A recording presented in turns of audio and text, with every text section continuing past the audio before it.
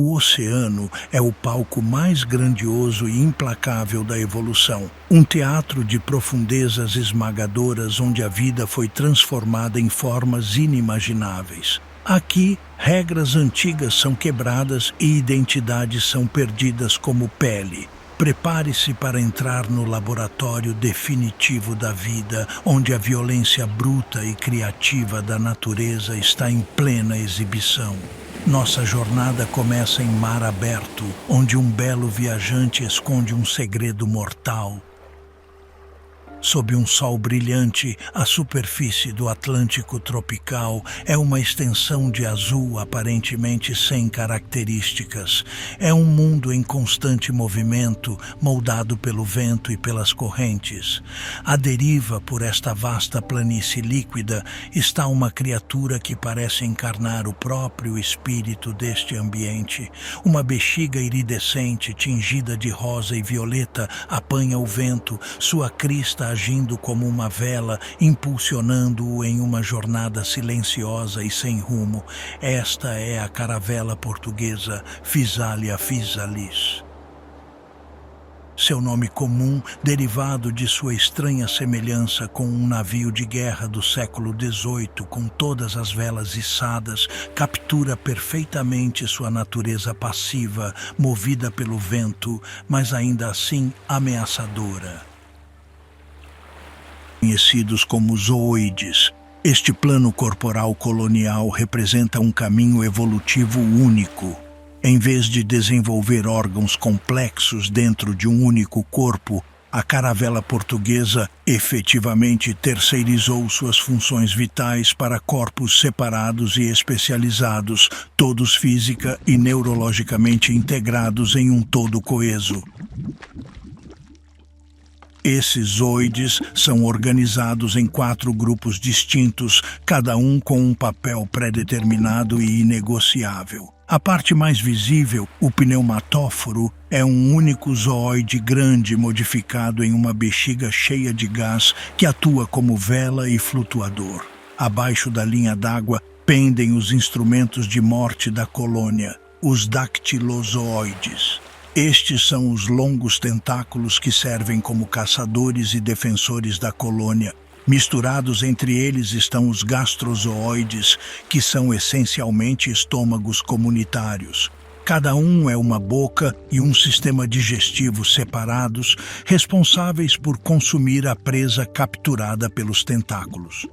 Os gonozoides são os órgãos reprodutivos da colônia, dedicados unicamente a produzir os óvulos e o esperma que semearão o oceano com a próxima geração dessas cidades flutuantes.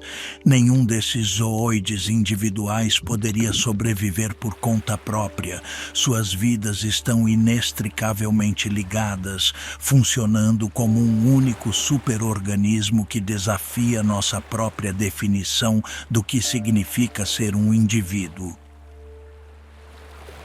Essa coleção de indivíduos forma um casamento perfeito de função e letalidade. O pneumatóforo pode elevar-se até 6 polegadas acima da água, sua bexiga translúcida captando a luz. Abaixo deste flutuador de aparência inofensiva, espreita um arsenal formidável. A cortina de tentáculos de cor azul-violeta não são meros adereços, são cortinas de morte, com uma média de 33 pés de comprimento, mas em indivíduos grandes podem se estender para uma extensão surpreendente de 165 pés, uma vasta rede à deriva lançada na coluna d'água.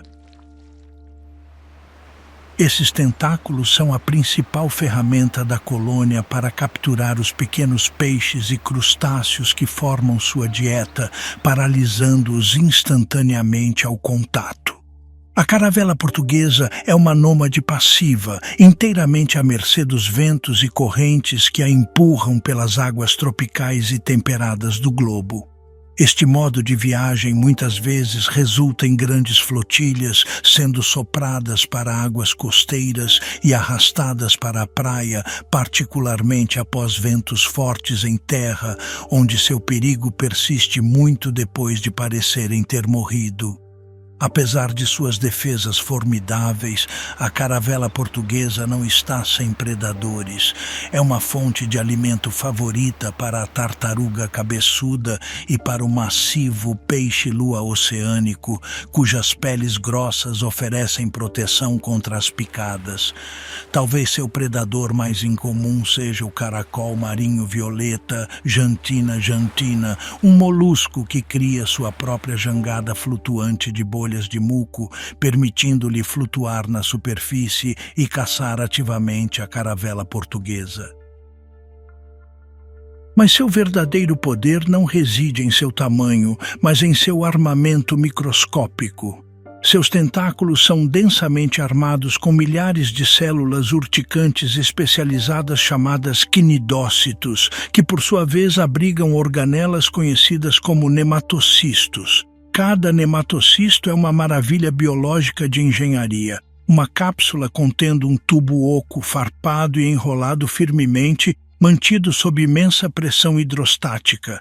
Ao contato físico ou químico, esta agulha hipodérmica acionada por mola dispara com força explosiva.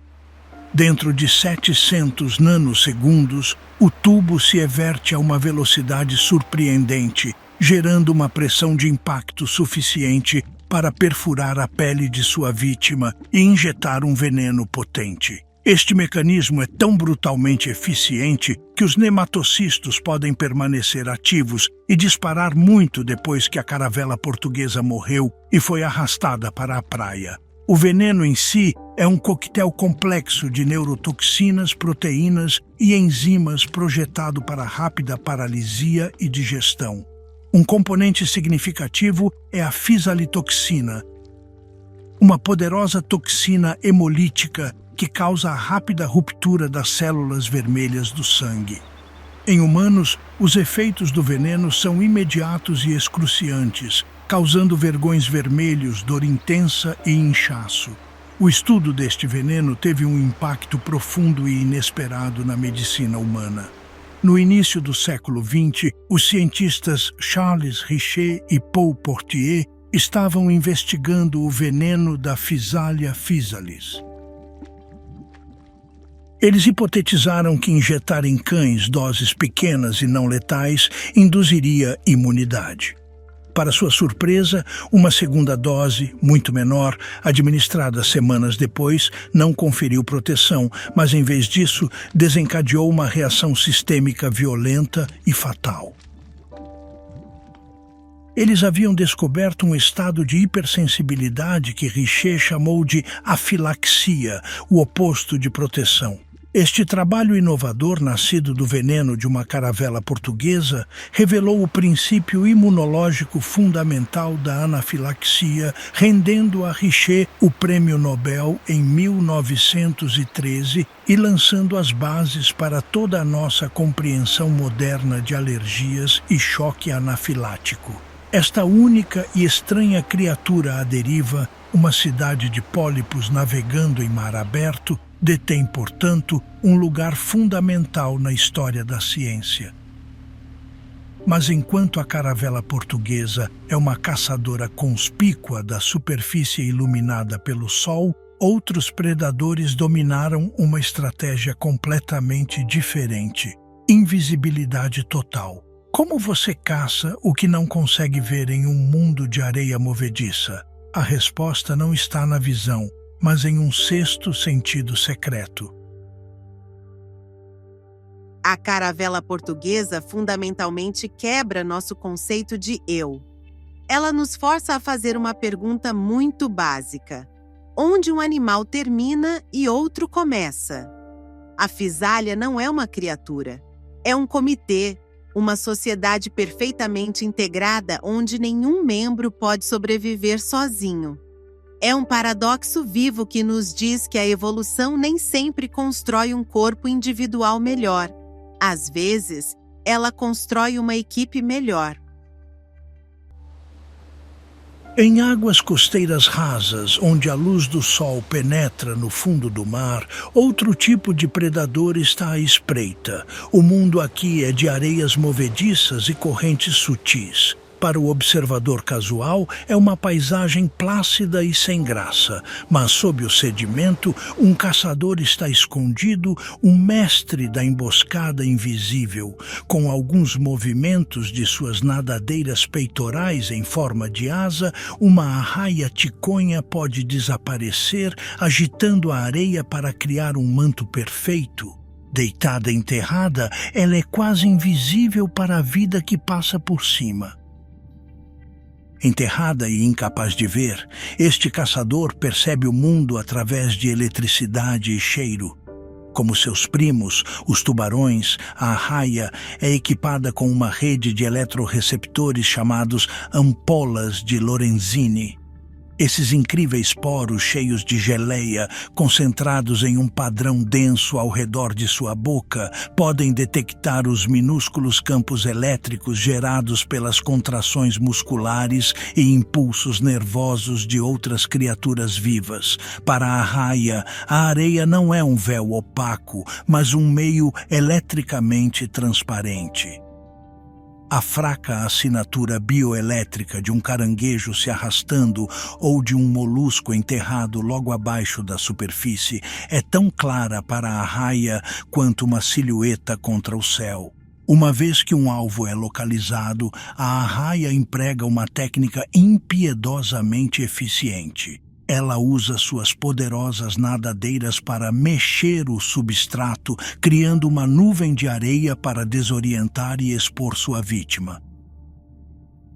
Então ela usa seu corpo achatado para imobilizar a presa contra o fundo do mar, esmagando conchas duras com seus dentes fortes e semelhantes a placas, antes de criar uma poderosa sucção com sua boca para inalar a refeição.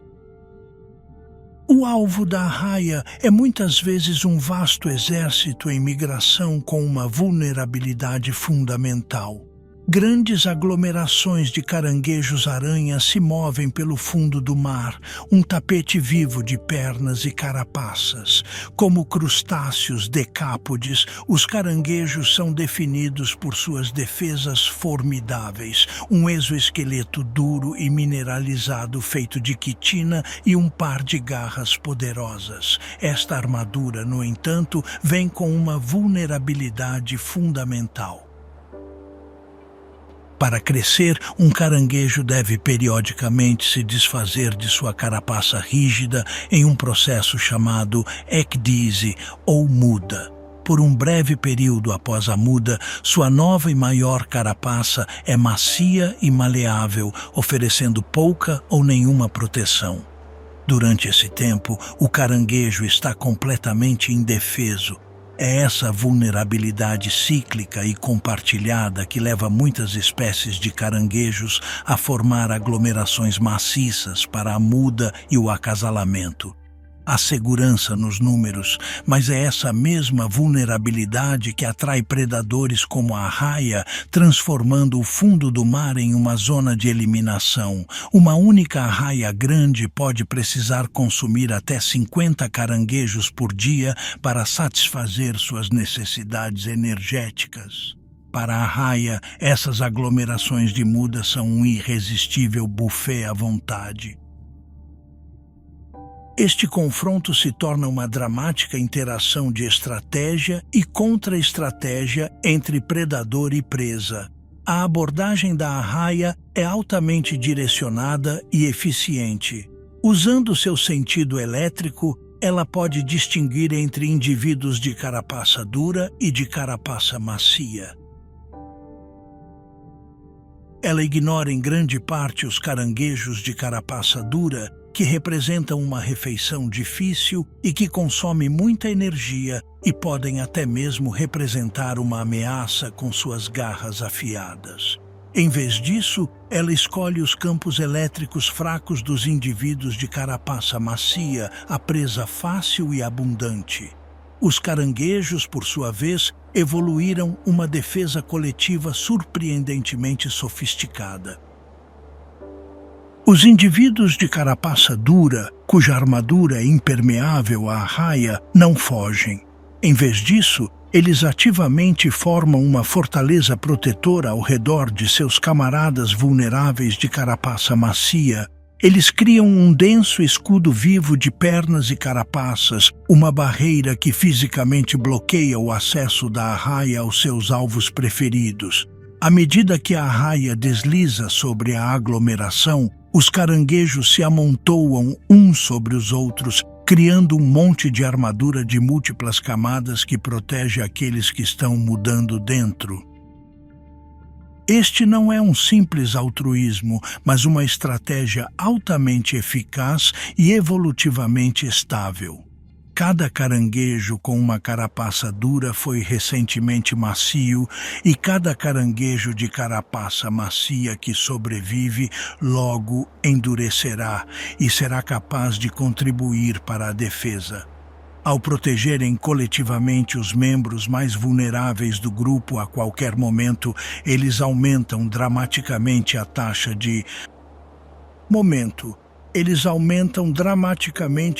de sobrevivência geral da população. A persistente pressão predatória da arraia ao longo de milhões de anos agiu como uma poderosa força seletiva, refinando e reforçando esse notável comportamento cooperativo. O tranquilo fundo arenoso se torna um palco para uma luta silenciosa e épica de adaptação contra adaptação, uma batalha vencida através da defesa coletiva.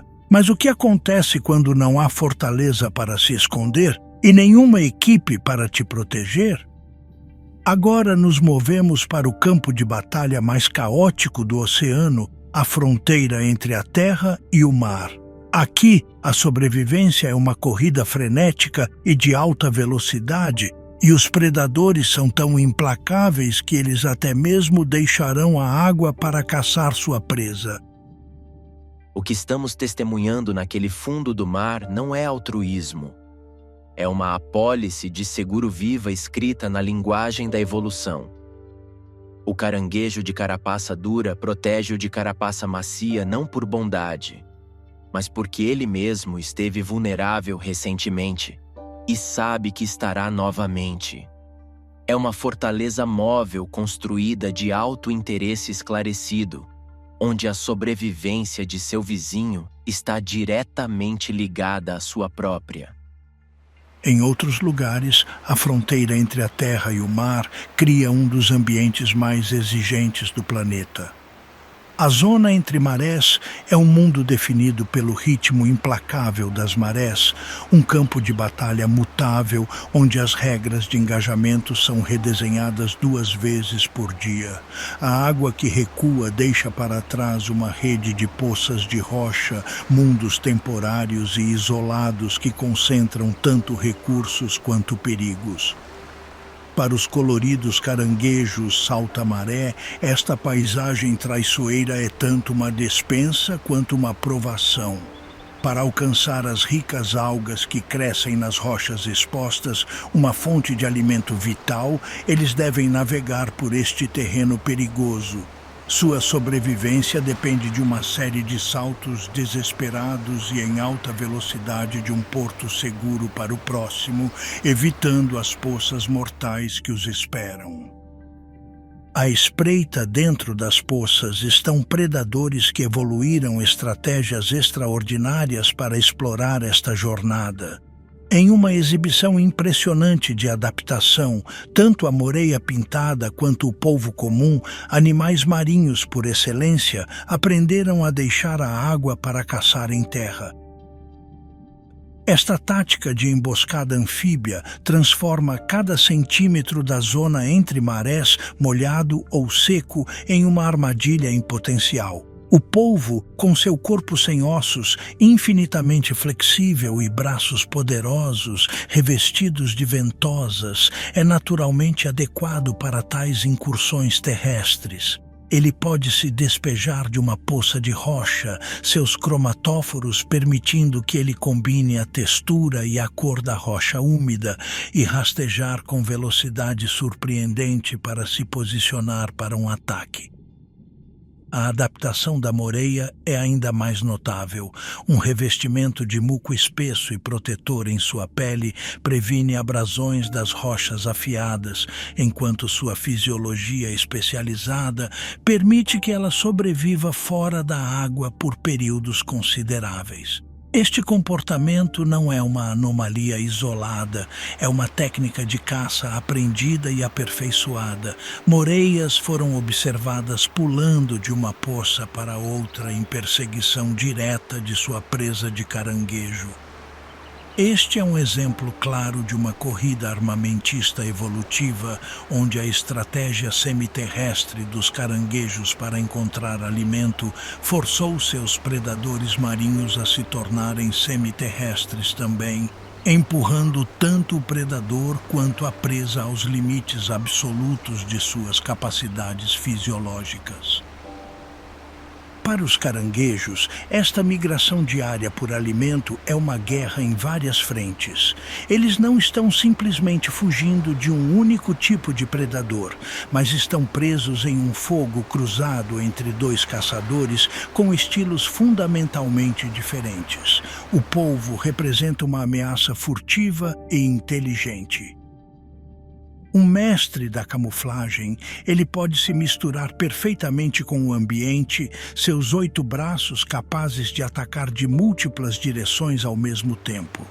A moreia pintada é um emboscador serpentino de poder bruto, seu corpo musculoso capaz de se lançar da água com força explosiva para pegar um caranguejo da face da rocha. A única defesa dos caranguejos é sua incrível agilidade. Eles possuem uma notável habilidade de pular, usando suas pernas poderosas e esguias para se lançar através das lacunas mortais entre as rochas. Cada salto é um cálculo de vida ou morte, uma decisão de fração de segundo para minimizar seu tempo ao ar livre e seu contato com a beira da água. Um único passo em falso ou um momento de hesitação resulta em captura imediata.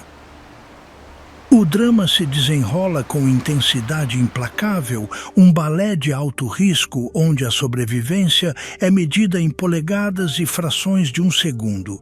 Este cenário é uma poderosa demonstração de evolução convergente.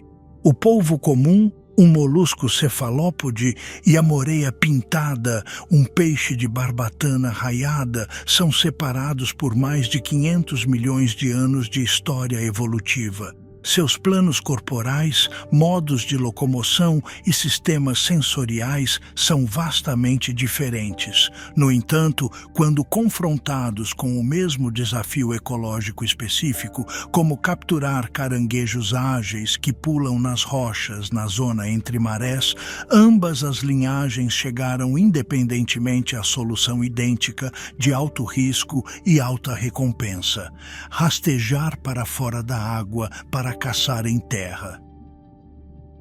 Isso ilustra como uma pressão ambiental suficientemente intensa e específica pode levar organismos selvagemente divergentes à mesma inovação comportamental complexa, redesenhando os limites do que significa ser uma criatura do mar.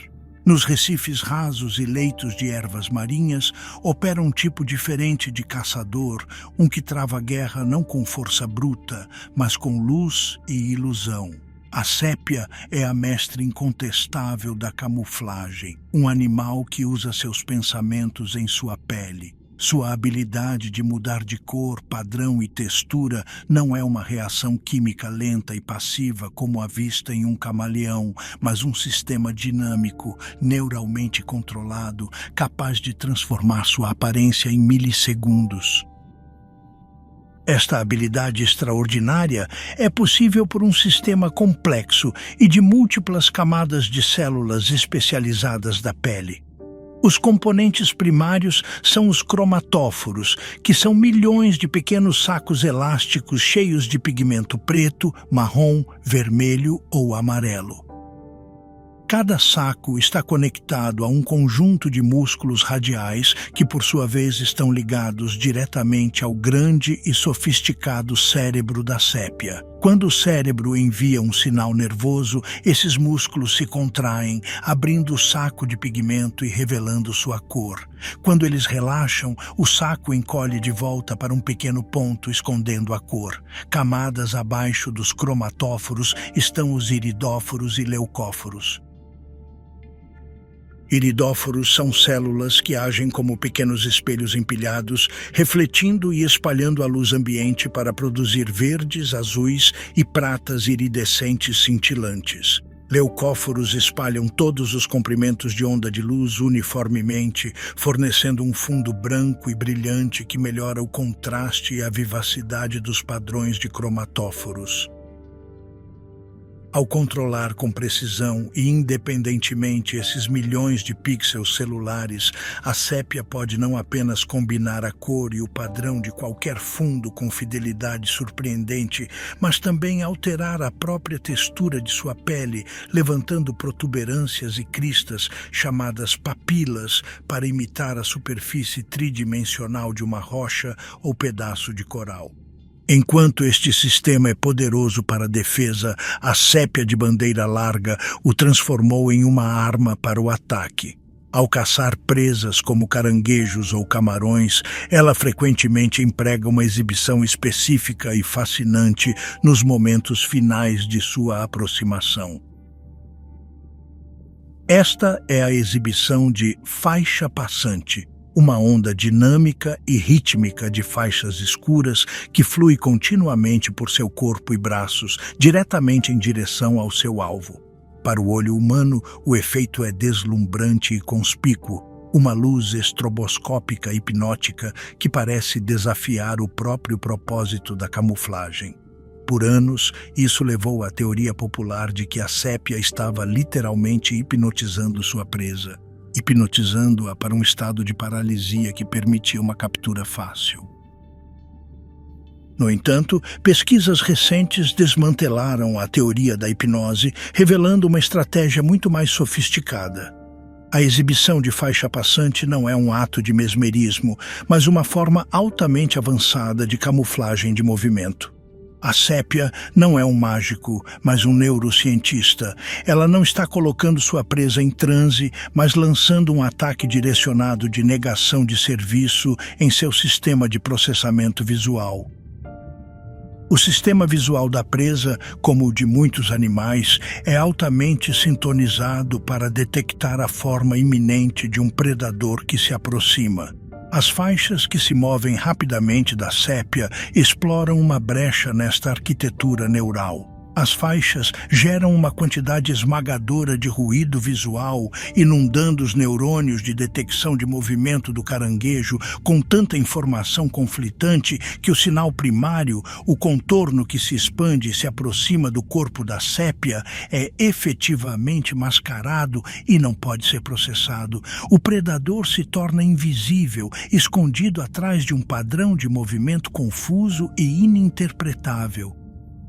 Isso resolve de forma brilhante o problema fundamental de como um predador pode se mover e permanecer escondido simultaneamente. Esta teoria é apoiada por experimentos onde os caranguejos reagiram menos a padrões que imitavam precisamente a exibição de caça da sépia, confirmando sua eficácia enganosa. Esta tática notável é combinada com a excelente visão estereoscópica da sépia, que permite que ela use a disparidade entre suas duas pupilas em forma de W para calcular a profundidade e a distância com precisão milimétrica. Isso garante um ataque perfeitamente cronometrado com seus 2 tentáculos de alimentação ultra rápidos, que se lançam de bolsas escondidas para pegar a presa. A exibição de faixa passante é um exemplo impressionante de como a evolução pode produzir soluções de incrível complexidade cognitiva e neurológica. Chamar isso de camuflagem é subestimá-lo. Isso é guerra cognitiva. A sépia não está apenas se escondendo, ela está ativamente invadindo o sistema visual de sua presa. está gerando tanto ruído de movimento confuso que o cérebro do caranguejo literalmente não consegue processar a iminência do predador que se aproxima. A sépia se torna invisível por ser esmagadoramente visível. Não é mágica, é um ataque neurológico direcionado. A relação entre peixes e pássaros é uma das dinâmicas clássicas de predador-presa da natureza. É tipicamente vista como uma via de mão única, com o pássaro como predador, descendo do céu, e o peixe como presa, vulnerável de cima. No entanto, nos remotos atóis das Seychelles, na vasta extensão do Oceano Índico, essa dinâmica é espetacularmente invertida. Aqui, um peixe poderoso aprendeu a caçar pássaros.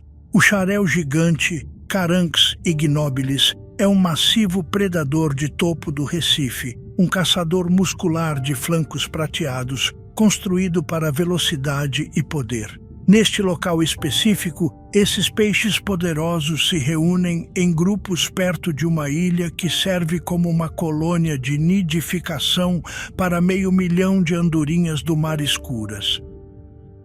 Quando os filhotes de andorinha do mar fazem seus primeiros voos desajeitados, muitos acabam esvoaçando na superfície da água, tornando-se alvos vulneráveis. Os xaréus patrulham as águas rasas, pegando esses pássaros infelizes com poderosos avanços na superfície. O que é verdadeiramente impressionante, no entanto, é que os xaréus não se limitam a esses pássaros caídos. Eles caçam ativamente as andorinhas do mar em pleno voo. Um xaréu rastreará um pássaro voando baixo por baixo e então, com uma explosão de velocidade, lançará seu corpo inteiro para fora da água para pegar o pássaro no ar. Este comportamento demonstra um nível impressionante de capacidade cognitiva. Para ter sucesso, o peixe deve avistar um alvo em movimento em um meio, ar, a partir de outro, água.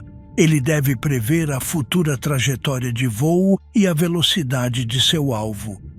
Mais notavelmente, ele deve calcular intuitivamente a refração da luz na superfície da água, que distorce a posição aparente do pássaro.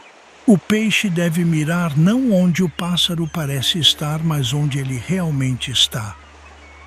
Este não é um reflexo simples, mas uma habilidade complexa e aprendida que envolve modelagem preditiva e uma compreensão da física, revelando um nível de inteligência que borra a linha entre o instinto e o cálculo. Este é um poderoso exemplo de oportunismo ecológico. O xarel não evoluiu especificamente para ser um comedor de pássaros. É um predador de topo versátil que aprendeu a explorar uma fonte de alimento previsível, sazonal e de alta energia. Milhares de milhas de distância, a dinâmica mais convencional revela suas próprias maravilhas especializadas. Nas águas frias do Atlântico Norte, o papagaio do mar Atlântico oferece uma aula magistral em piscivoria aviária. Um membro da família dos auques, o papagaio do mar, é uma ave marinha pelágica, cuja vida está inextricavelmente ligada à abundância do oceano. Durante a estação de reprodução, os pais papagaios do mar são encarregados de alimentar um único filhote conhecido como puffling, que cresce rapidamente e espera em uma toca escavada em um penhasco costeiro. Isso requer inúmeras viagens de forrageamento que podem cobrir distâncias de até 62 milhas ida e volta. Os papagaios do mar são mergulhadores de perseguição, usando suas asas curtas e poderosas para voar eficazmente debaixo d'água em perseguição de pequenos peixes em cardume. Component placement, como em guias de areia e capelim. O principal desafio que eles enfrentam não é pegar o peixe, mas transportar uma quantidade suficiente de volta para o ninho. Ao contrário de muitas aves marinhas que regurgitam comida, os papagaios do mar entregam sua presa inteira. Para resolver este problema logístico, eles evoluíram um bico, que é uma obra-prima da engenharia biomecânica, um mecanismo de dobradiça flexível único e um pedaço de pele elástico no canto da boca, chamado de abertura bucal, permitem que o bico se abra o suficiente para pegar um novo peixe sem perturbar aqueles que já estão sendo segurados. Simultaneamente, uma série de espinhos virados para trás ou dentículos na língua e no palato do papagaio do mar agem como uma catraca de sentido único. O papagaio do mar usa sua língua para pressionar um peixe recém-capturado contra esses espinhos no céu da boca, segurando-o firmemente no lugar. Isso libera sua mandíbula inferior para abrir e pegar outro e outro. Este sistema de várias partes permite que um único papagaio do mar pegue e segure mais de uma dúzia de pequenos peixes de lado em seu bico, um bigode prateado de sustento, maximizando a eficiência energética de cada árdua viagem de forrageamento. O salto explosivo do xarel e o bico especializado do papagaio do mar são duas soluções muito diferentes, forjadas pela evolução para unir a fronteira entre a água e o ar. Em um recife de coral vibrante, em meio a uma profusão de cores e um constante redemoinho de vida, algumas das parcerias mais intrincadas do oceano se desenrolam. Aqui, a relação entre o peixe-palhaço e sua anêmona do mar hospedeira se destaca como um dos exemplos mais icônicos de mutualismo, um contrato simbiótico onde ambas as espécies obtêm benefícios significativos e tangíveis. Esta não é uma simples coexistência, mas uma parceria profundamente integrada e coevoluída. Para o peixe-palhaço, o benefício é claro e imediato: proteção. Os tentáculos da anêmona são um jardim da morte, armados com uma bateria de nematocistos urticantes que são letais para a maioria dos outros peixes de tamanho semelhante. Para o peixe-palhaço, esses tentáculos mortais formam uma fortaleza quase impenetrável. É um refúgio seguro de predadores para o peixe adulto e um berçário seguro para seus ovos, que eles cuidadosamente põem em uma superfície de rocha nua limpa, logo abaixo do guarda-chuva protetor e saliente da anêmona. Em troca, os peixes-palhaço estão longe de ser inquilinos passivos. Eles são parceiros ativos e essenciais na sobrevivência da anêmona. Eles servem como guarda-costas diligentes, afugentando agressivamente predadores que comem anêmonas, como o peixe-borboleta, que de outra forma se alimentariam dos tecidos da anêmona. Eles funcionam como zeladores meticulosos, limpando constantemente a anêmona ao consumir parasitas e remover detritos que caem entre seus tentáculos.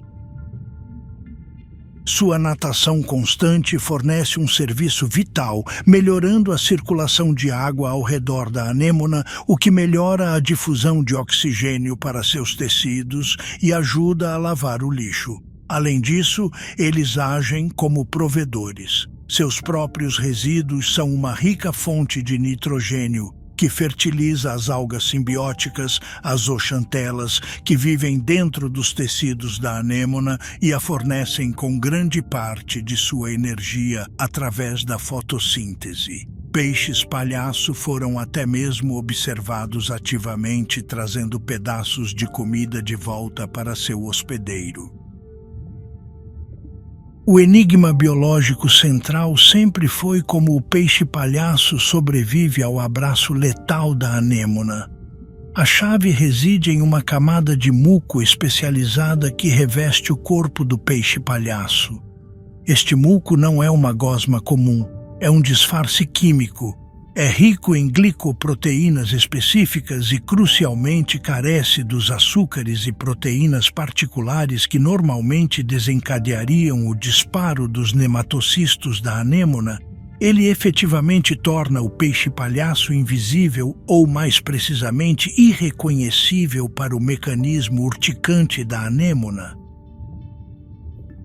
A origem desta camada protetora tem sido objeto de estudo por décadas. Evidências sugerem que é uma combinação de fisiologia inata e adaptação adquirida. Um peixe-palhaço não nasce completamente imune. Ele deve passar por um período de aclimatação cuidadosa, uma dança delicada onde ele se esfrega gentilmente contra os tentáculos, incorporando gradualmente um pouco do próprio muco da anêmona em seu próprio revestimento, aperfeiçoando assim seu disfarce químico. Ele aprende a usar o cheiro de sua própria casa. Esta fortaleza de anêmona é mais do que apenas uma casa. É o princípio organizador central do grupo. Como uma anêmona hospedeira adequada é um recurso limitado e altamente valioso, ela fomenta o desenvolvimento de um grupo social pequeno, estável e rigidamente estruturado. Um grupo típico consiste em uma única fêmea reprodutora grande e dominante, um macho reprodutor ligeiramente menor e vários machos juvenis não reprodutivos ainda menores. Esta hierarquia de dominância estrita baseada no tamanho não é meramente uma convenção social, mas a fundação de toda a sua estratégia reprodutiva, um sistema de controle social que dita a própria biologia de cada peixe no grupo, levando a uma das transformações mais notáveis no reino animal. A fortaleza de anêmona, portanto, é um ecossistema de múltiplas camadas, unindo seus habitantes através do comportamento, fisiologia e uma existência precária compartilhada. Muito abaixo do mundo iluminado pelo sol do Recife de Coral, descemos a um reino de pressão esmagadora e escuridão eterna. O fundo do mar profundo, o abismo, é um dos ambientes com maior escassez de alimento na Terra. A maioria de seus habitantes subsiste de uma constante e lenta garoa de detritos orgânicos das águas produtivas milhares de pés acima, um fenômeno conhecido como neve marinha. É um mundo de extrema paciência e profunda escassez.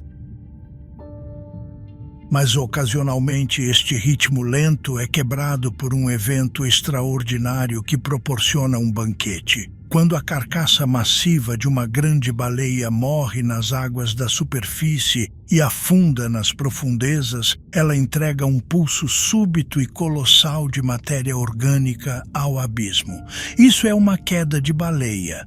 A carcaça de uma única baleia grande pode ser equivalente a milhares de anos de neve marinha caindo na mesma área do fundo do mar. É um inesperado prêmio, um banquete de riqueza inimaginável que cria um ecossistema complexo e localizado que pode persistir por décadas, um oásis de abundância em um vasto e frio deserto. A sucessão ecológica que se desenrola em uma queda de baleia é um drama previsível de múltiplos atos de vida e decomposição. Então vimos como a sépia pode invadir os cérebros de sua presa usando sua pele como uma arma neurológica. É uma ferramenta incrível para a caça. Mas e se esse mesmo poder de engano pudesse ser usado não em presas, mas em rivais? No jogo de alto risco do namoro da sépia, os machos menores usam sua pele para realizar um assalto tão audacioso que envolve enganar seus rivais ao literalmente usar dois rostos ao mesmo tempo. O acasalamento é um assunto de intensa competição, com machos grandes guardando agressivamente as fêmeas de rivais. Entre espécies como a sépia gigante e a sépia do luto, machos grandes e dominantes usam seu tamanho e força para garantir e guardar agressivamente as fêmeas de rivais. Este comportamento de guarda de parceiro é comum. Um macho grande afugentará todos os competidores, garantindo que só ele tenha acesso à fêmea. Isso cria uma barreira formidável para machos menores e mais fracos. Eles não têm chance de vencer um confronto físico direto e arriscam lesões graves ou até mesmo a morte se tentarem desafiar um macho maior e estabelecido. Esta intensa e íntima pressão seletiva, onde o tamanho e a força são os principais determinantes do sucesso, impulsionou a evolução de uma notável estratégia de acasalamento alternativa baseada não na força bruta, mas no puro engano. Para contornar esses machos dominantes, machos furtivos menores evoluíram uma estratégia de puro engano. É uma tática de engano íntimo tornada possível por sua pele inigualável e neuralmente controlada. A estratégia varia em sua sofisticação dependendo da espécie e do contexto social. Nas agregações de reprodução em massa da sépia gigante, um pequeno macho furtivo adotará os padrões de cores manchadas e a postura passiva de uma fêmea. Ele então nada calmamente ao lado de um par em acasalamento, enganando o grande macho de guarda a acreditar que ele está simplesmente protegendo uma fêmea extra. Quando o grande macho é momentaneamente distraído por outro desafiante, o furtivo instantaneamente se livra de seu disfarce, mostra os padrões de namoro vibrantes de um macho e aproveita a oportunidade fugaz para acasalar com a fêmea antes de se afastar. A sépia do luto emprega uma versão ainda mais audaciosa e cognitivamente exigente desta tática. Quando um macho furtivo se posiciona entre um macho rival e uma potencial parceira fêmea, ele realiza uma exibição de duas faces ou dupla lateral. No lado de seu corpo voltado para a fêmea, ele projeta os padrões pulsantes e listrados como uma zebra de um macho cortejando. Simultaneamente, no lado de seu corpo voltado para o macho rival, ele exibe o padrão manchado e camuflado típico de uma fêmea não receptiva. Esta incrível façanha de sinalização biológica permite que o furtivo envie duas mensagens completamente diferentes para duas audiências diferentes exatamente ao mesmo tempo. Eu quero acasalar com você para a fêmea, e eu sou apenas outra fêmea, nada para ver aqui, para o rival. Este comportamento complexo é um poderoso testemunho das extraordinárias habilidades cognitivas da sépia. A exibição de duas faces não é um reflexo simples. É uma estratégia calculada e dependente do contexto. Pesquisas mostraram que os machos usam esse disfarce apenas no contexto social específico de um grupo de dois machos e uma fêmea. Isso indica que eles são capazes de avaliar o cenário social, o número e o gênero de indivíduos presentes e escolher a tática mais apropriada de seu kit de ferramentas comportamentais. Isso requer um alto grau de consciência situacional, incluindo uma compreensão de sua própria orientação física em relação tanto ao alvo quanto à ameaça, e a capacidade de controlar independentemente as duas metades de seu corpo para executar o engano. O mesmo sistema biológico, a rede neuralmente controlada de cromatóforos, que é usada para o engano predatório, é reaproveitada aqui para o engano reprodutivo. Isso destaca a notável versatilidade evolutiva desta adaptação. A pele da sépia é um dispositivo de comunicação multiuso, um canivete suíço biológico usado para manipular a percepção tanto da presa quanto dos rivais. A existência desta estratégia furtiva cria um complexo jogo evolutivo de engano e detecção. Garante que o sucesso do acasalamento não seja determinado apenas pelo tamanho e agressão, impedindo assim que os machos maiores monopolizem o conjunto genético e promovendo maior diversidade genética dentro da população. Isto não é apenas um caso simples em que o pequeno teve sorte. É um jogo de xadrez evolutivo de alto risco. O macho grande joga com força bruta, uma estratégia de rei e torre. O macho furtivo joga como uma rainha, movendo-se de maneiras inesperadas, usando astúcia e desorientação.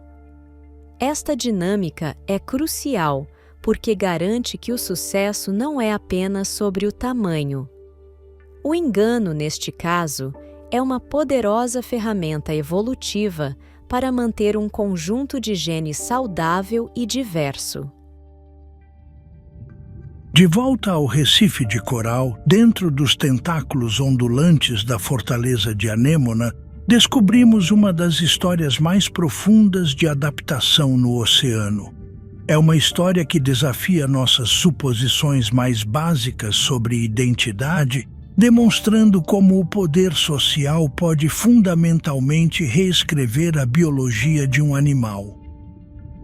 Para muitos peixes de Recife, a intimidade não é uma característica fixa. Eles podem mudá-la durante sua vida. Eles são hermafroditas sequenciais, organismos que possuem a notável capacidade de mudar sua intimidade em algum momento durante sua vida. Peixes palhaço são um exemplo clássico deste fenômeno, praticando especificamente a protandria, uma forma de hermafroditismo sequencial onde os indivíduos começam a vida como machos e podem mais tarde se transformar em fêmeas. Todos os peixes palhaço nascem com órgãos reprodutivos masculinos e femininos latentes e não desenvolvidos, dando-lhes a capacidade biológica inata de funcionar como qualquer um dos gêneros. Mas o que desencadeia essa mudança não é um relógio interno, é o ambiente social. Isso representa uma profunda inversão da dinâmica típica nas hierarquias animais. Na maioria das espécies, a biologia de um indivíduo, seu tamanho, força e gênero determina seu status social. Em peixes palhaço, o status social dita a biologia. Como vimos, a vida dentro dos confins protetores de uma anêmona hospedeira é governada por uma hierarquia de dominância estrita e baseada no tamanho. No topo desta hierarquia está uma única, grande e dominante fêmea reprodutora. Ela é a única fêmea reprodutora no grupo. A segunda no comando é o macho reprodutor, que é sempre menor do que ela.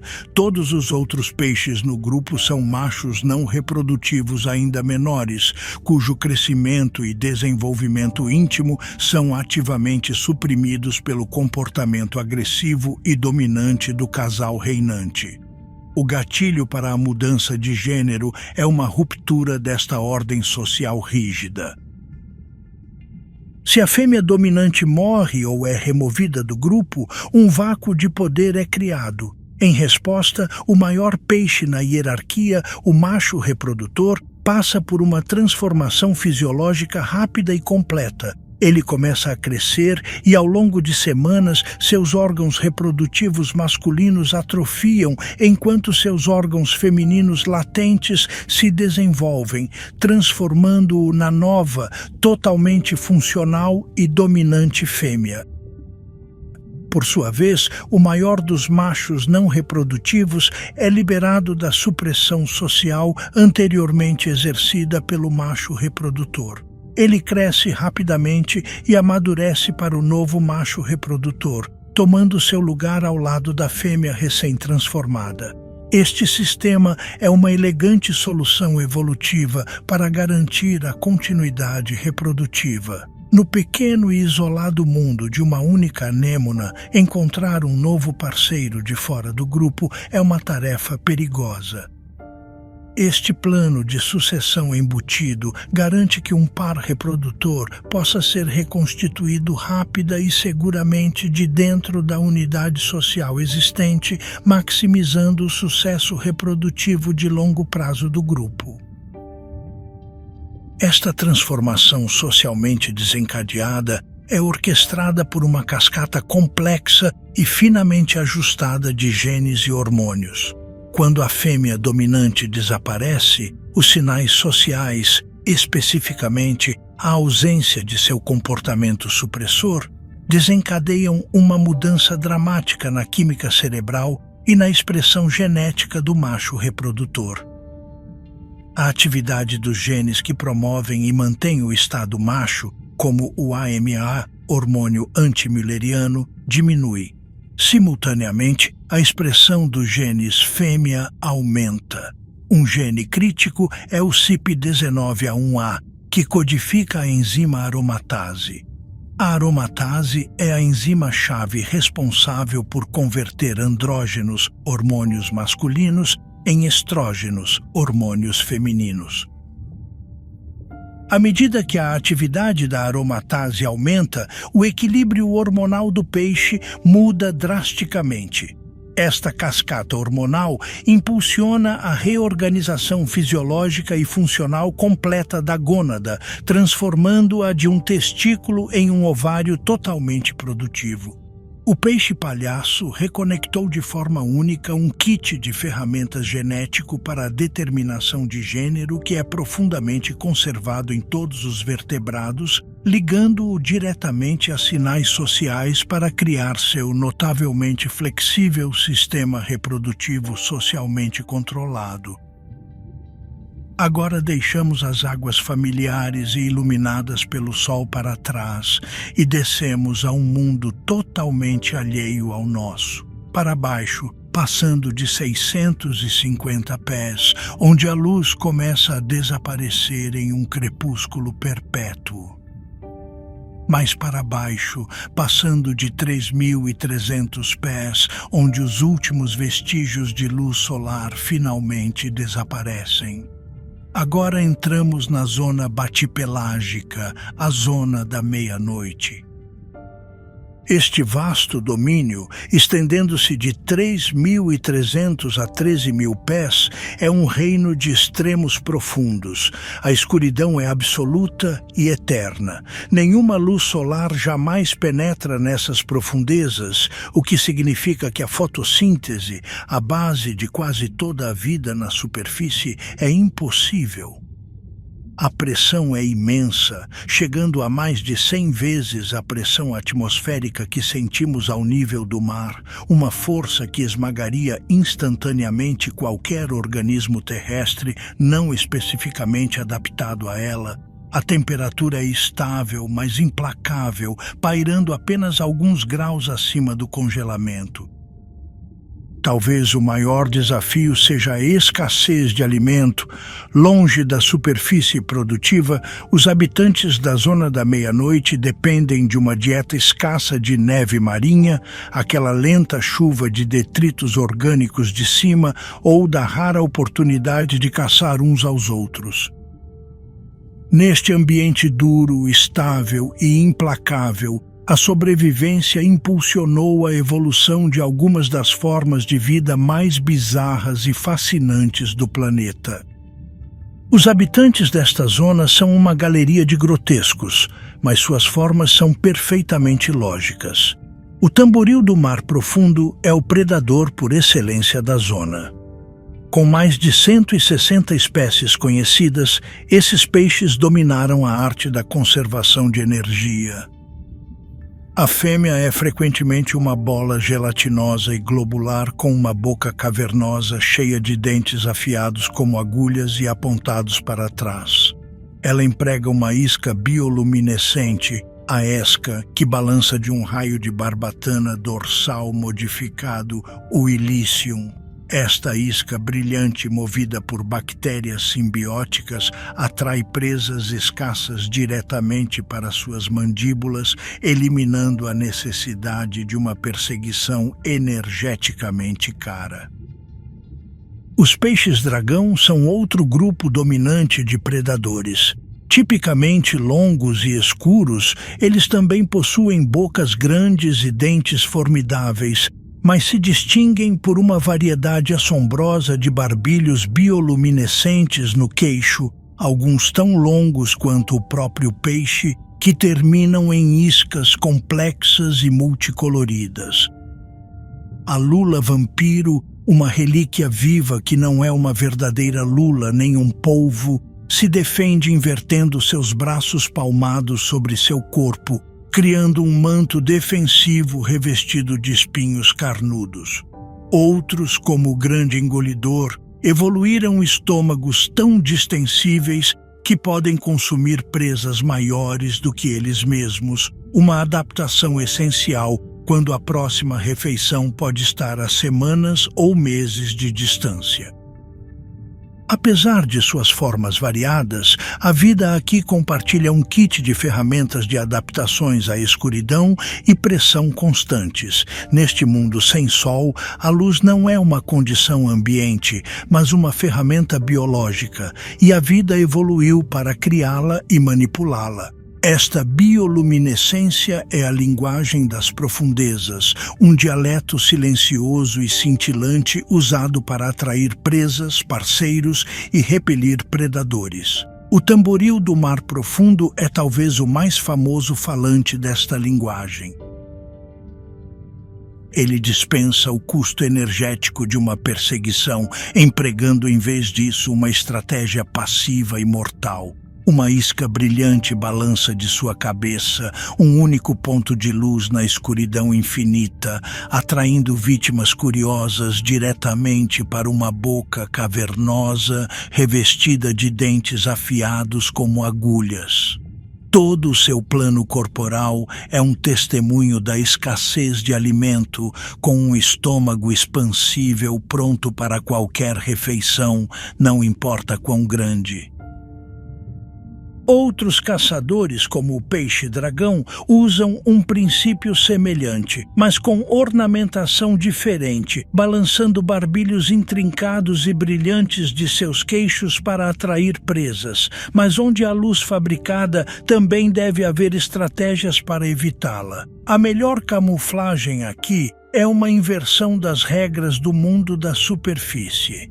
Para evitar refletir os faróis biológicos dos predadores, muitas criaturas são coloridas em ultrapreto ou um vermelho escuro, uma cor que parece preta, pois a luz vermelha não pode penetrar nessas profundezas.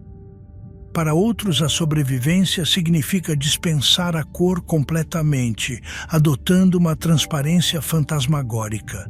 Os corpos macios e gelatinosos de muitos invertebrados servem a este propósito, ao mesmo tempo em que fornecem uma adaptação eficaz para suportar a pressão esmagadora sem um esqueleto pesado. A defesa também está escrita nesta linguagem da luz viva. O peixe-ombro de tubo, quando ameaçado, ejeta uma nuvem brilhante de fluido azul bioluminescente, uma cortina de fumaça luminosa para cobrir sua fuga. A lula vampiro, uma relíquia viva de outra era, puxa seus braços palmados sobre seu corpo para formar um manto defensivo e pode liberar uma nuvem de partículas brilhantes para desorientar um agressor. Este foco em refeições únicas e grandes e encontros raros moldou não apenas corpos, mas metabolismos, que são frequentemente incrivelmente lentos para conservar energia preciosa. Os movimentos são deliberados e as expectativas de vida podem ser surpreendentemente longas. Neste espaço silencioso e escuro, a hierarquia sensorial é completamente invertida. A visão é frequentemente altamente especializada, com olhos grandes e sensíveis, construídos apenas para detectar os mais fracos pontos de bioluminescência, mas é em grande parte suplantada por um mundo percebido através de rastros químicos, minúsculas mudanças de pressão e fracas vibrações. Criaturas como o grande engolidor, com seu estômago impossivelmente distensível, dependem de um sistema altamente desenvolvido para detectar movimento, ouvindo com seus corpos inteiros a perturbação reveladora de uma refeição em potencial na escuridão interminável e paciente. A principal maneira de ver aqui é ouvir, cheirar e sentir. Olhamos para essas criaturas E vemos monstros porque elas desafiam nossas expectativas terrestres. Elas não são monstros, são obras-primas da engenharia biológica. Em um mundo tridimensional de escuridão total, pressão esmagadora e quase nenhum alimento, uma boca gigantesca e uma pequena isca brilhante não são grotescas.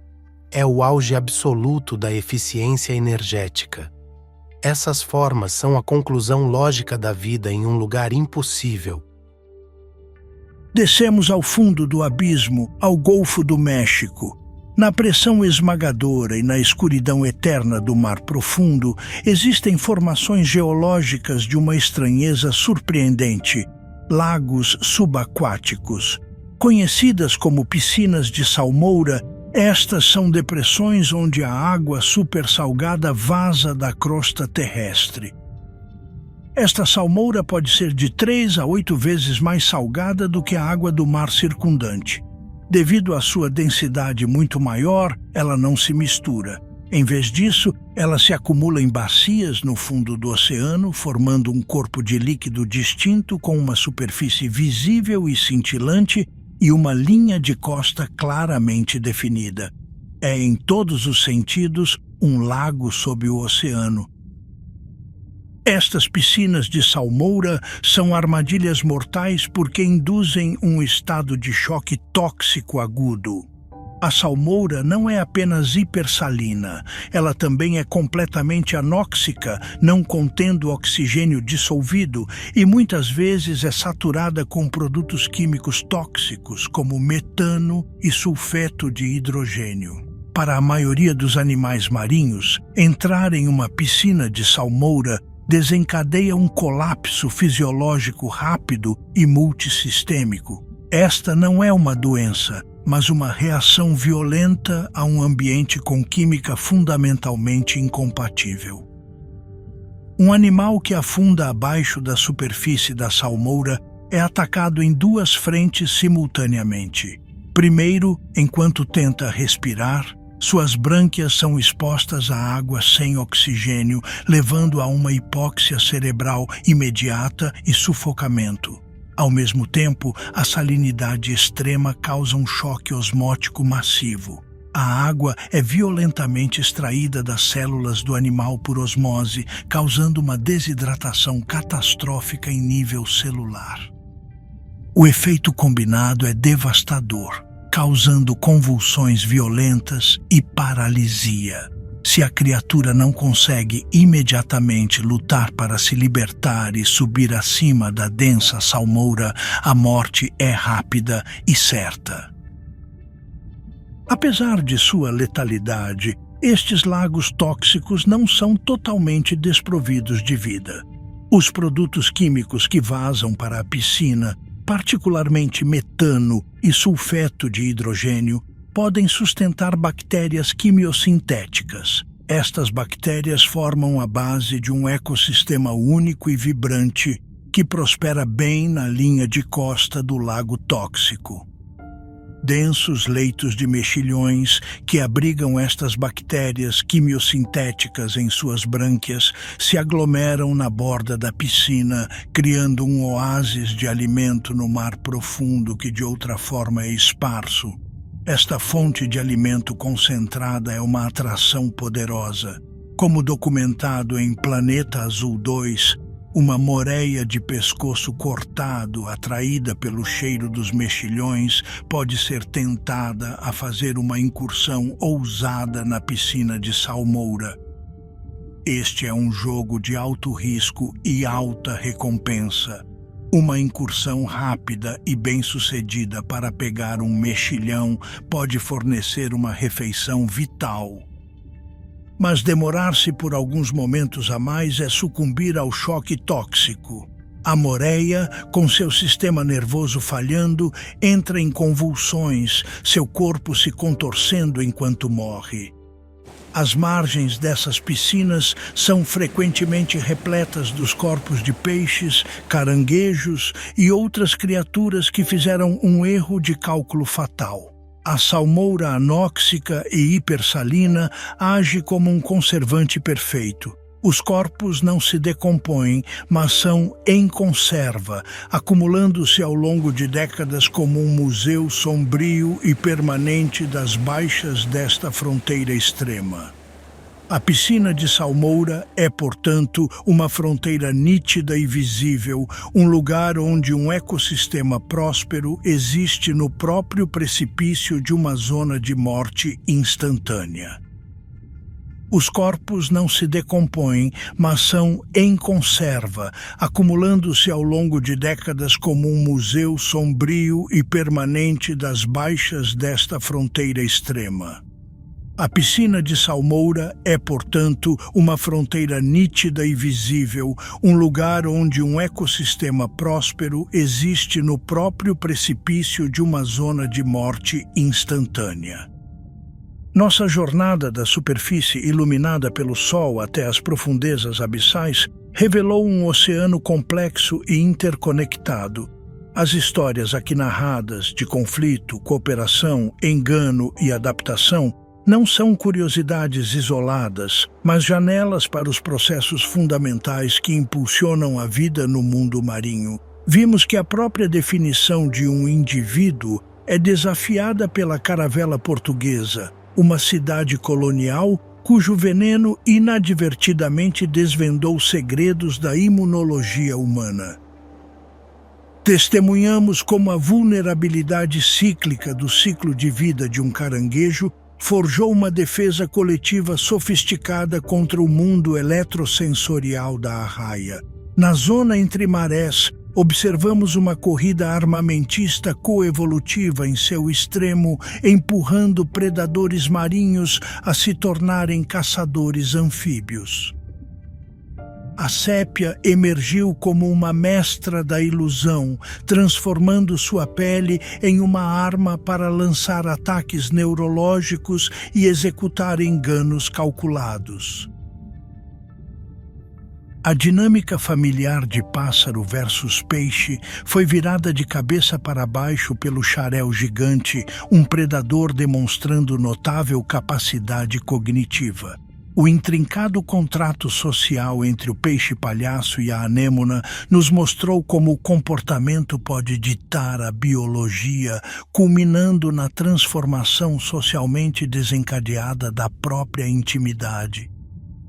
Na escuridão esmagadora do abismo, encontramos um mundo onde a vida cria sua própria luz, onde formas monstruosas são soluções lógicas para a física extrema e onde a morte de um gigante pode semear um ecossistema quimiosintético vibrante que dura por décadas.